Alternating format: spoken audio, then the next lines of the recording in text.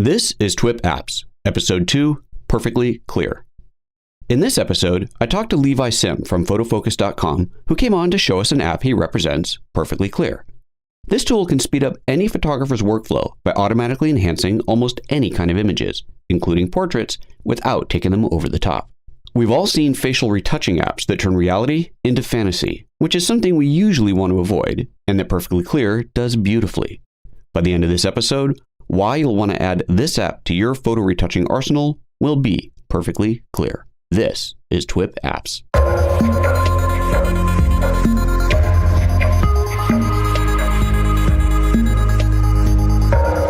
Welcome back to another episode of TWIP Apps. That's This Week in Photo Apps. I'm your host, PhotoJoseph, and today's guest with me is my friend Levi Sim with PhotoFocus. And Levi's going to be showing us an app called Perfectly Clear. And as you'll see in a moment, there is a reason that I'm wearing my hat indoors. Let's say hi to Levi. Hello, Levi. It's nice to see you, Joseph. It's good to see you, I know, buddy. I get it all the time, too. I don't typically wear my hat indoors, but, you know.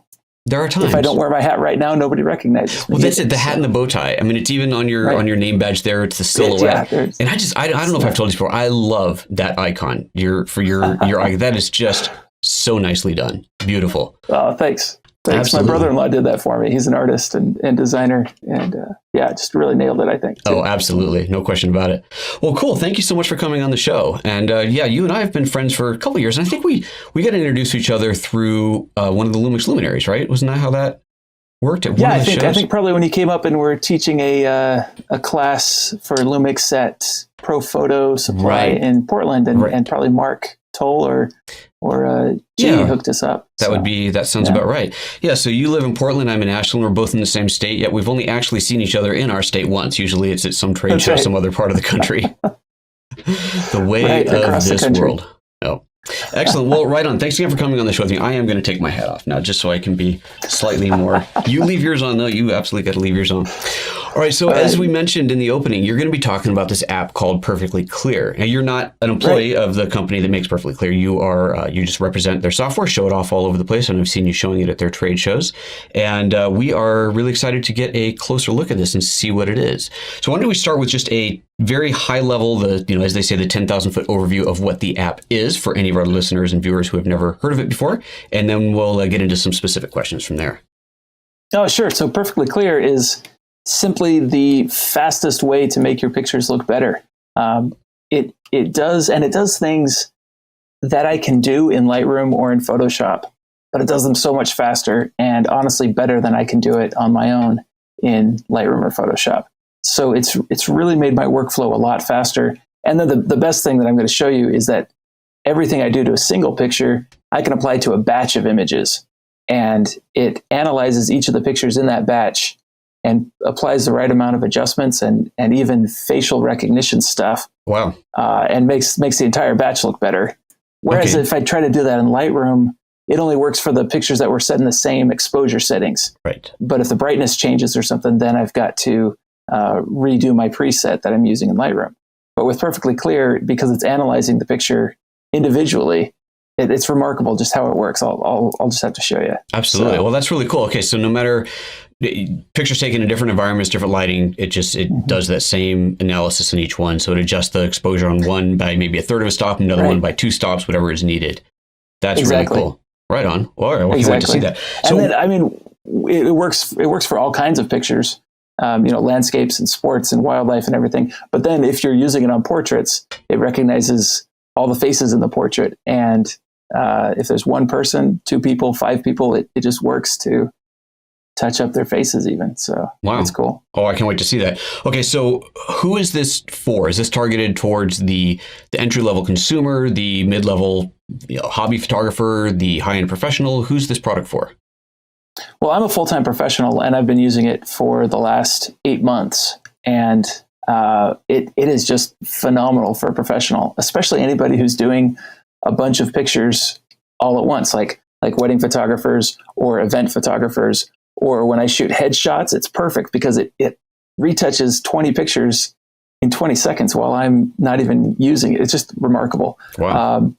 And so it's great for pros like us, but my dad is using it too and having a great time touching up photographs. I really think it's ideal for everybody. Okay. And as you go through it, you'll use it at different levels.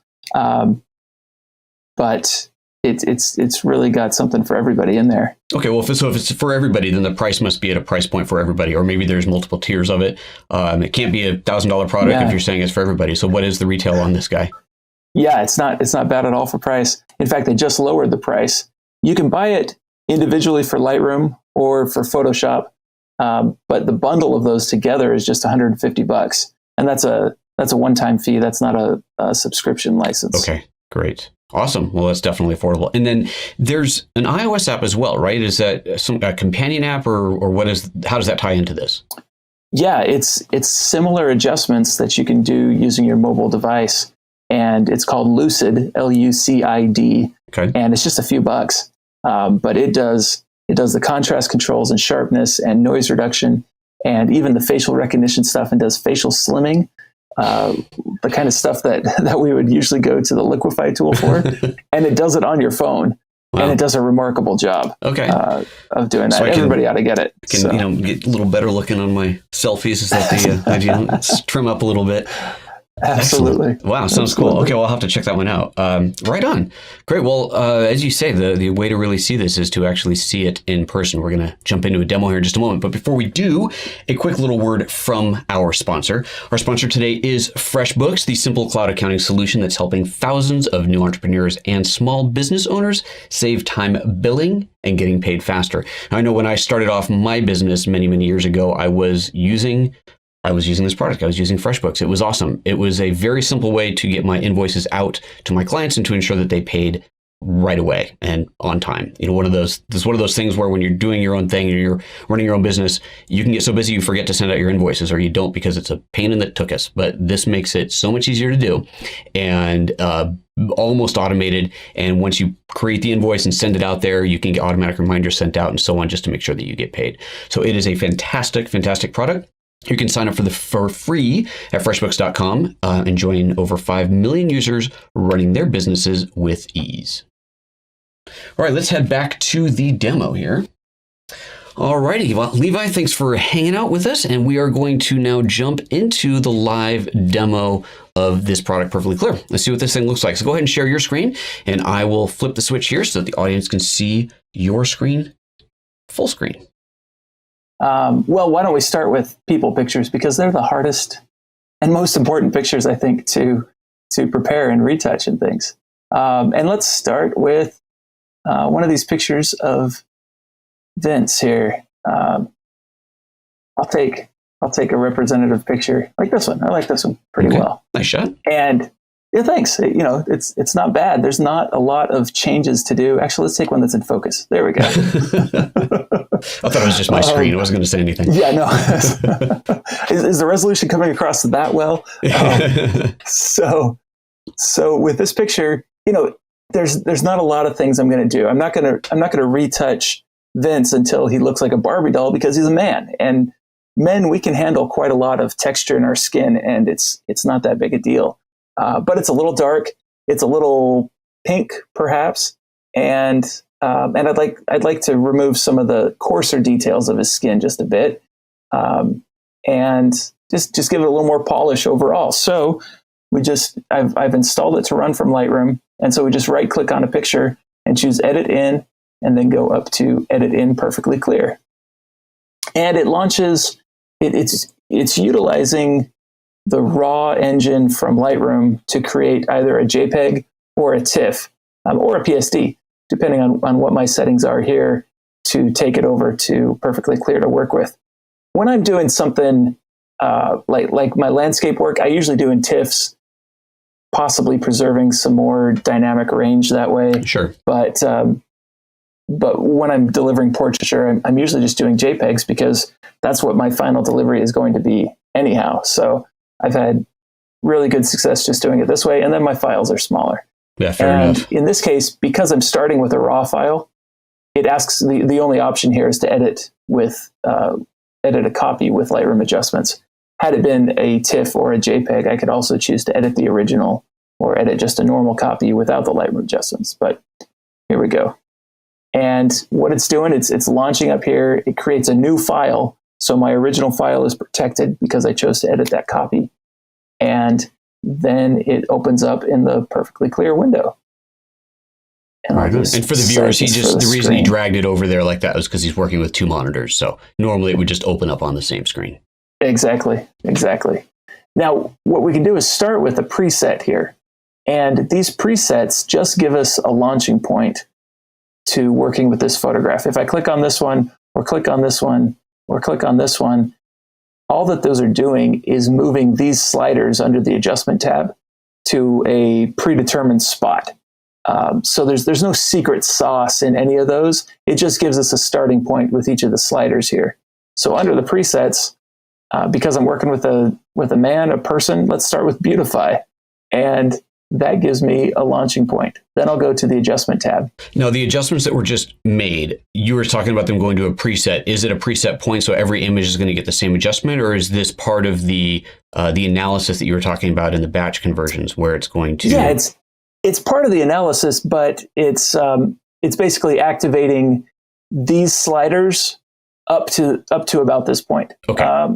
And actually exposure in particular, it'll do more if it needs to. Gotcha. And we can see the difference before and after using these different views up here. This one's pretty fun with this slider, and you can see the before and after. And that's a huge color difference already. You know what's funny, when you're doing work like this, you look at the original and you might think, it looks fine, I think. And then you correct it and you go, whoa, wait a minute. The original was that pink? I had no idea. Exactly. Oh, that's huge. Very cool. Plus, I mean, if you can see like under his eye, and we're just touching up some of those spots that don't need to be there, Absolutely. That just kind of like rosacea. It does wonders for rosacea in people's cheeks. But it's not totally removing the texture around his eye. Right. Yeah, like you mentioned earlier, you don't want to make him look like a Barbie doll. And I know for me, when I do portraits and I do retouching, what I always tell the client is I'm going to retouch this to look like an idealized version of you. I'm not going to make you look 20 years younger. I'm not going to, I'll remove a blemish that's temporary, but I'm not going to remove a birthmark that's permanent, because that's just not who you are, right? It's the idealized version of you. And I already see that's what's happening here. It's not this over glossified version of that person. Yeah, I usually say I'd like you to look like you had a facial and a great night's rest. I like that. I may have to use that. And it's pretty gentle. Now we could crank it up, and I'll skip right down to the portrait stuff since that's what we're talking about. We could crank up the smoothness on this skin, and we go to Barbie doll. If we just click on the picture, it also shows us the before. Oh, if I go back to this view, then now it shows me before and after. Yeah. And obviously that's too much. Right. Absolutely. But gosh, if the client wants more and more and more, you can give it to them. It's available. And so for men, I usually turn down the smoothness pretty far, even to 0. And the smoothness is kind of like the really fine details in the skin. Whereas over here, the blemish removal is dealing with larger details, like the crinkles around his eyes. Let me just toggle on and off the blemish removal. And you'll see that the larger details are being touched up with that setting. Can you zoom into 100% for us so we can see really big and clear what's happening around the eyes? That's at 100% right now. It is, okay. And then if I turn it off. No, I mean the view. If you can zoom into the picture to 100%. Oh, excuse me. Yes. Let's do that. And also, before I do, you'll notice like this is really fast. Oops. Let's go to that slider view. It is really, really quick. The way the preview that it's giving us, it's not rendering. And I mean, it's just instant. And that's partly because it's working on a smaller preview of the photograph. And so when we get up here, like there's 55%. That should be. Yeah, that's good. That should be pretty close, right? Yeah. And so here's the blemish removal turned on and turning off. And it's really zeroing in on those little kind of spots in there. Now that's way too much. So let's just pull it back here. And something like that. What's amazing to me about this is even if I turn up the smoothness all the way, it's not turning his mustache into Play-Doh. Sure. And I think that's really amazing. Yeah, it's done a good job of finding just the skin. Hairline, Yeah, like even the hairs that are coming down across his forehead up here are not being totally mushified. Yeah, some great edge even detection. though his skin is being, yeah. And so it's really quite accurate in its isolation of skin and hair. Also, it's interesting that it recognizes gender and age differences in people. So when I do a photograph of like engagements of a bride and groom, it recognizes the girl in the picture. Oh, wow. And does less retouching on the man. It's remarkable how it does that. Very cool. I seriously think they must have killed a unicorn and ground it up and put it in the software because it just magically works. That's pretty funny. It's really a cool tool. Let me pull back out so we can see the overall effects of some of this stuff. So that's the smoothness and the blemish removal. And that's often where I start with this tool. The next thing I usually go to is the skin tone, which is removing that pinkness, and it removes uneven redness from the skin as well, which is not usually there or not often there when we're talking to a person face to face. When we're talking to a person face to face, we are not seeing infrared, but our cameras can actually record infrared. And so if he's nervous in front of the camera and his cheeks are flushing a little bit, that shows up as extra redness in the photograph that's not even visible. Oh, okay. When I'm talking to him in person. And so this skin tone thing helps remove that unevenness in his skin. So there's without, and like look right around here on his nose and right here on his cheek. And when we turn it back on, you'll see that redness goes away. Yeah, for sure. Now, I think this is a little too high. I'll pull it back. If I keep that too high, sometimes people get a little orange, looking a little too pumpkin-y. So I like it. Yeah, right about there is pretty good. And let's see, what else would I come down to here? Teeth whitening, he's not showing his teeth, but it works pretty well to just gently whiten teeth. And these other tools, I'll show you the face slimming on a better example. Face and slimming. it's going to knock your socks off. It is so cool. The shine removal can work pretty nicely to reduce highlights on foreheads and things. Oh yeah, look at that. So that's probably a little too far. If I come about there, and then if we just disable it to see the before and after, it's just reducing that highlight. If I try to do that with a local adjustment brush in Lightroom or Photoshop, it usually ends up going gray or ends up being too smoothed over. And so I think it's really a good tool in Perfectly Clear to do that. Nice. This light diffusion one also is pretty remarkable. It kind of eases the transition between light and dark, and sometimes it's just perfect. In this picture, I don't think I need it.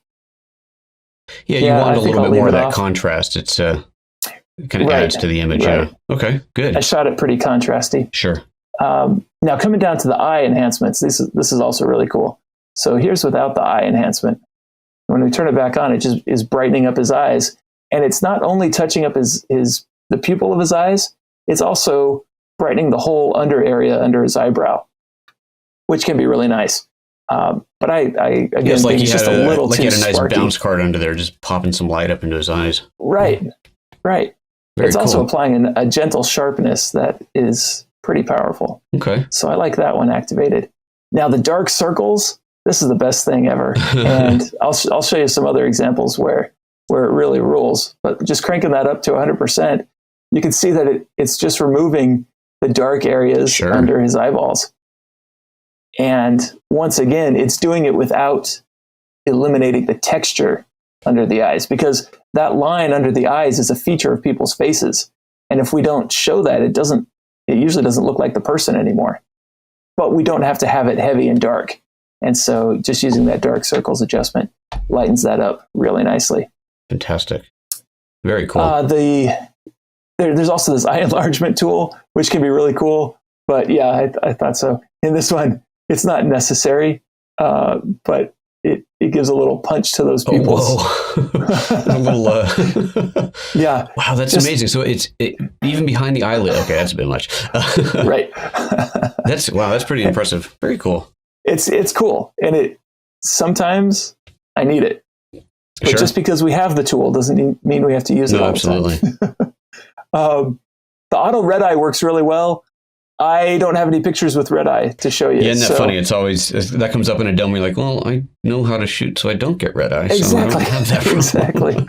So I've never really been able to demonstrate that. Right up here under clarity, the sharpening is quite good. It's gentle and realistic looking. So let's come in a little closer here, and we'll see. We could see before. So there's without the sharpening. Okay. And then with the sharpening on, it's just a little crisper and nice. I actually usually turn it down a bit. I'm an output sharpening kind of guy, and I'm not a sharpening guru by any means myself. So it's a whole science unto its terribly own. Picky. Say that again? It's a whole science unto its own, sharpening. Yeah, it really is. It really is. And this tool does a great job of it. Nice. And so if you're a sharpening person, you ought to check it out. It is a cool tool. Tint correction can be really marvelous. Now in this photo, that's going a bit too far, but it is remarkable how well it does at removing an overall color tint to an image.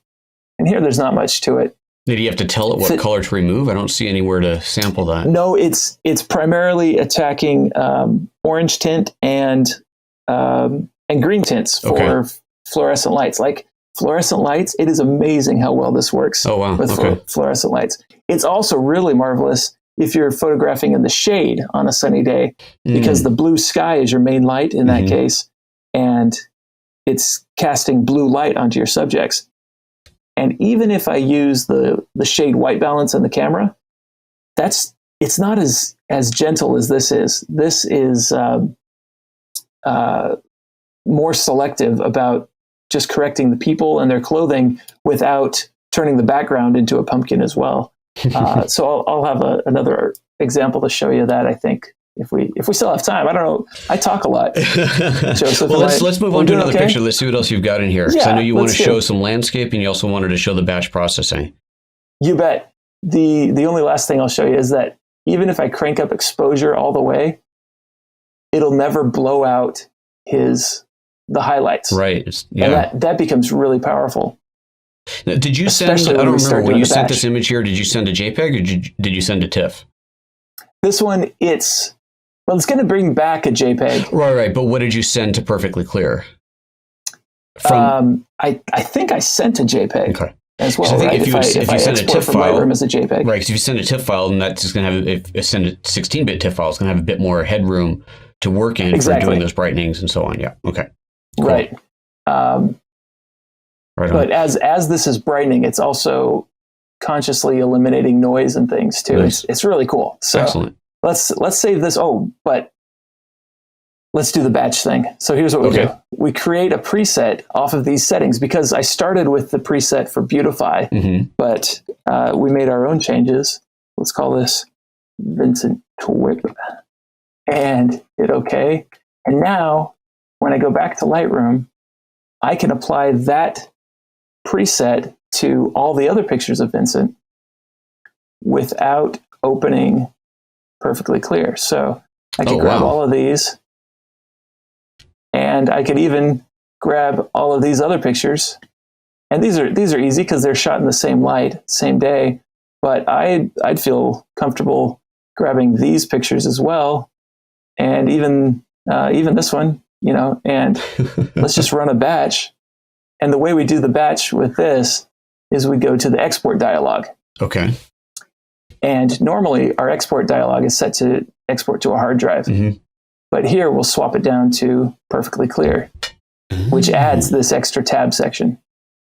And now I've got system presets, which are the built-in ones, which if I'm doing, the same ones that are there when I launch the app. And if I'm just doing proofs for a client, like I shoot this fashion section for a magazine, and I just run the Beautify on it, and she comes back and says, these are the 3 I want you to focus on. Sure. And then I spend some particular time on those. Well, that's great. Yeah, that's incredible, actually. This is one of those things where you want to show the client a bunch of pictures for them to choose from, but you don't want to spend time retouching photos that no one's going to want. But you can't send photos that have never been touched. So this is incredible. Right.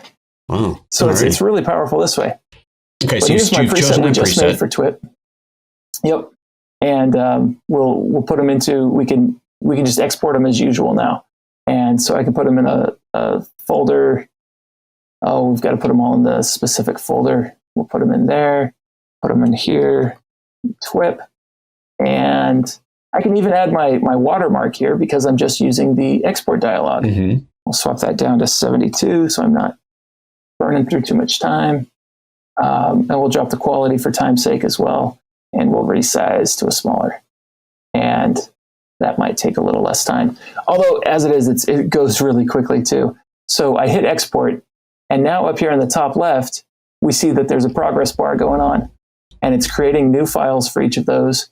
And it's processing them in perfectly clear. And that's all I see. That's all I have to worry about. And that means that in the meantime, I can be doing anything else in Lightroom I want to do. I can go through the other shoot or come in and work on other pictures. And I've got Lightroom still at my control. It's not taking over my whole computer. And I think that's really great. So now once this is done, you exported them out to the same folder they started from. So you'll just have to go into the folders view and refresh it, rescan it, so it just automatically imports anything new. And well, actually, I should have shown you that too. When I was in here, I chose add to this catalog so that I won't even have to synchronize. They will just be re-imported into the catalog as well. Oh, Does that make sense? Yep, absolutely. Yeah. Very good. I know you're an Aperture guy, so if I have to explain some things, Believe me, I'm learning Lightroom. I am learning Lightroom, but there's always something. It's a big app. Oh, I'm sure. Although you're just going through that scrolling thing, that's a bug, and I'm dealing with the same thing. It's killing me. Not only the scrolling, but it cancels out the start. Yeah, and it's been a bug since they launched CC. So where do we put them? We put them down here in TWIP, and so here's the 17 pictures I exported. Nice. And look, we can see the ones that have, and it pops up and says they're done. And they're done. And how many pictures did you send it? Did you happen to notice? 17. Yeah, I sent 17 of them over. Great. And so it did the skin retouching and even added my what's that thing called? Logo? Your watermark. And my watermark and things, and got them all ready to roll. Nice. And even though this picture is completely different from this picture, it still recognizes his face and touches up the stuff. Yeah, it looks great. And makes the exposure the same settings that I had made them before. Nice. And I should have been a little more careful that exposure was a little over the top. But even though these pictures are completely different, it still works on all of them. And I think that's really, really powerful. Very cool. Let's see here. Let's do a different photograph then. Yeah, let's take a look at a landscape one. Sure. So are there any types of photos that you wouldn't really use this for? Or is this kind of for pretty much everything that you shoot? Pretty much everything I shoot goes through this now. And it's because it's not only doing a great job on things like faces, but it's also doing a great job on colors.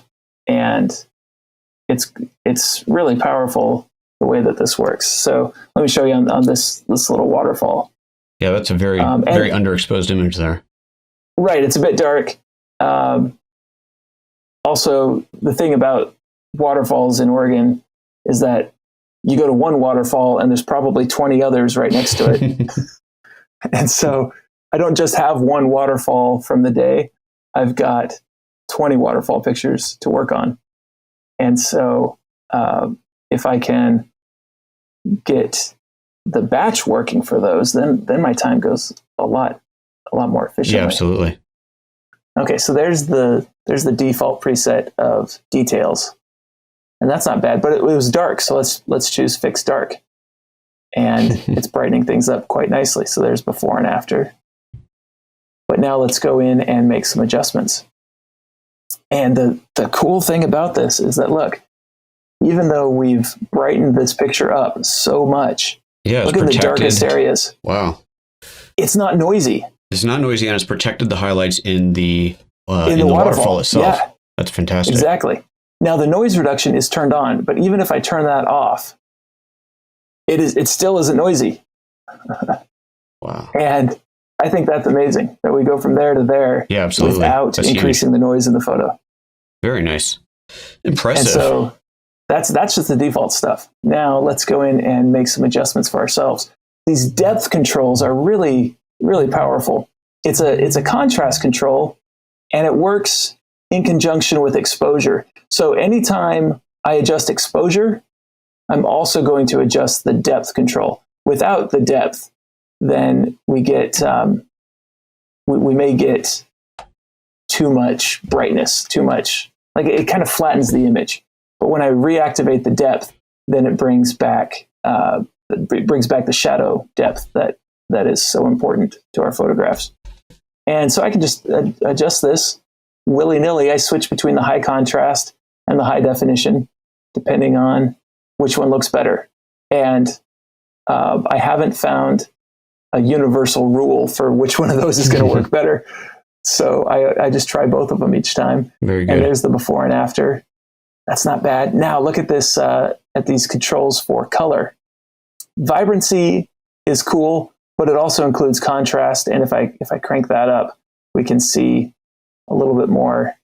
Oh, it's not doing too much for the darkness in this one. When vibrancy also includes it'll darken the shadows most of the time when I activate that. So I actually usually tend to turn that off. But this fidelity button is incredible. Look what it does for the greens in this picture. Because in Oregon, there are a gajillion colors of green. And our cameras have a really hard time recording all of those. So here's the original. And it's kind of like uniform fluorescent green all through this picture. But when I activate this fidelity button, it brings back the real color range in greens and blues and purples. And it's going to add brown and yellow back into the green, so that it looks like real life. Wow, like, so it here's really before. Does. Impressive. And so here's after. And the before is kind of fluorescent in comparison. But just turning that on gives back the greater range of color that's really there. Very nice. Yeah. And it's even more powerful what it does for purples. Our cameras are just kind of incapable of recording the real colors of the world. And this little button compensates for a lot of that. Very good. Awesome. Well, that's fantastic, Levi. Thanks. Really appreciate you showing this to us. Before we jump back to the screen, is there anything else, last feature you want to show in here before we pop back to us? Oh, geez, there is one more. let me show you just one more incredible knock your socks off thing.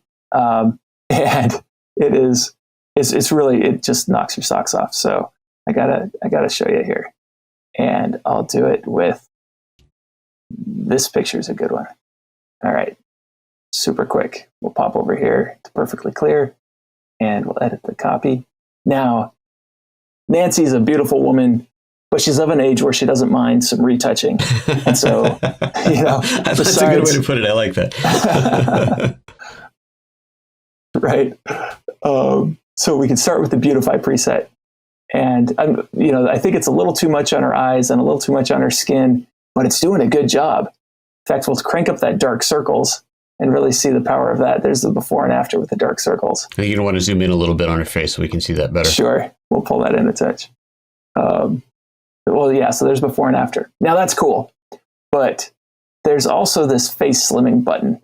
And I'm not a big fan of Liquify. I think it's generally bad for society to go in and alter people's bodies and things. And I also don't want you to show up after our session and I'll say something like, you looked pretty good when you came for your session, but now that I've manipulated the pixels around your face, you look beautiful, right? We can't do that to people. Yeah, no. Right. Having said all that, plus I can't do Liquify. It'll take me hours and you'll end up looking like a clown or something. So watch what happens when we click this button. Just look at Nancy's cheeks right here. Okay. Did you see that? Did you see that yeah, before? Absolutely. Let me pull back. Yeah, it's subtle, very subtle, but that's nice. Very subtle. Now we can crank it up. It's on a slider and go too far, but pull down around 50% before and after. That's looking I'm going to pretty show good. that to Nancy, and she's not even going to know I did it. Right. And I think that's the key. You can make your subject look just a little bit better. They don't realize that you've done something like that. No one's going to look at it and say, "Oh, someone manipulated your face." No, you just look great. That's the key there. That means they say, "Who's your photographer?" Not "Who's your retoucher," and that means more clients and more jobs for me. So very good. That little button is really powerful, and it even often works in group photos. So that's cool too. That's amazing. Very cool. All righty, great. Let's jump back to that. Let's go ahead and cancel your screen sharing there. All right, Levi. Well, hey, thank you so much for showing our audience this app. It is awesome. I think you've probably just managed to move a couple of copies. I know my assistant already messaged me, said she wants a copy. So it's this is definitely good. We're going to be we're excited about this. I think a lot of people are going to be really impressed. It is just really powerful. Yeah, absolutely. Well, thank you so much. Give us real quick, Levi, tell us where people can find you and also find more information about Perfectly Clear. Sure. So Perfectly Clear is distributed by, it's created by athentech.com. And so ATHENTECH.com. And you'll find Perfectly Clear there, as well as the standalone version called Lucid. And that works on JPEGs and TIFFs, whereas the Perfectly Clear works with Lightroom and Photoshop to also work on RAW files. Got it. And Lucid is also the name of the iOS app. That's right. It's the same name as the iOS app. Great. Also, there's a free version of Perfectly Clear that just has that exposure section. And if you just get in and start playing with that, you're going to find some powerful tools. It also works as the batch that free tool does. And then there's some more cool things coming up that I'm excited to share with you another time. Awesome. Well, maybe you have to have you back on the show another time for the really in-depth view of it. Sure, anytime. Sounds good. And I'm Levi Sim, and I write for photofocus.com all the time there. I'm also on Twitter and Instagram at PhotoLevi. So got PhotoJoseph, we got PhotoLevi. There you go. Makes it easy. Awesome. Well, thanks again, Levi. I really appreciate you coming on. So that brings us to the end of another episode of the all-new TWIP Apps show. A special thanks to FreshBooks for their support for this episode. Be sure to visit our website at thisweekinphoto.com, and of course, follow us on Twitter and Facebook as well. If you're watching this on YouTube, don't forget to like and share. And with that, it's time to put your lens cap back on and go edit some photos.